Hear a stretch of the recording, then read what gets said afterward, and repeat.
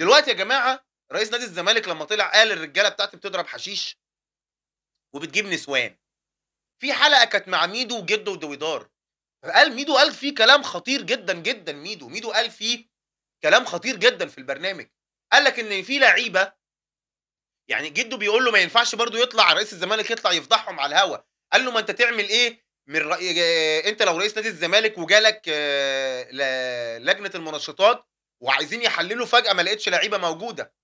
ورئيس الزمالك كان عارف الموضوع ده من الأول، يعني رئيس الزمالك كان عارف الموضوع ده وساكت مثلًا؟ طب ما أنت اشمعنى طلعت قبلهم؟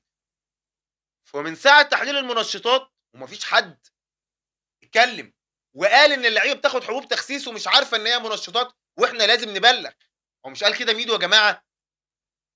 طب إيه بقى؟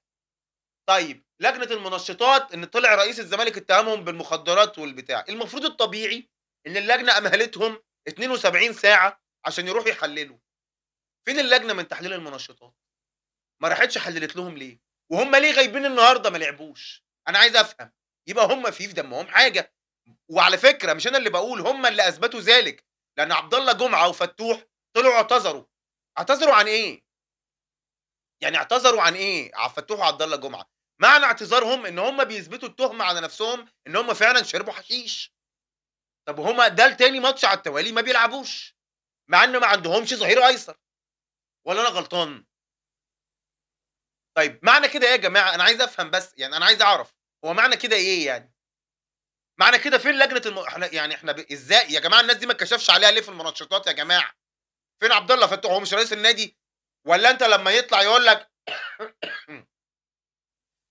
لك إداري من الزمالك هو اللي ضحك مرتضى منصور بيطلع يقول لك إن إداري من الزمالك هو اللي وصّل لي معلومات غلط ولا في مخدرات ولا في حاجة.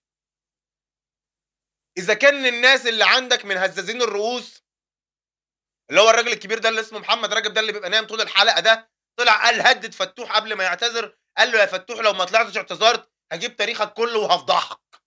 هو مش طلع قال كده الراجل بتاع رجب؟ فجأة لمّا فتوح راح يعتذر كل الدنيا هديت وبتاع ولا منشطات ولا حاجة، وفي إداري من الزمالك ضحك عليَّ وأي كلام وأي هرس.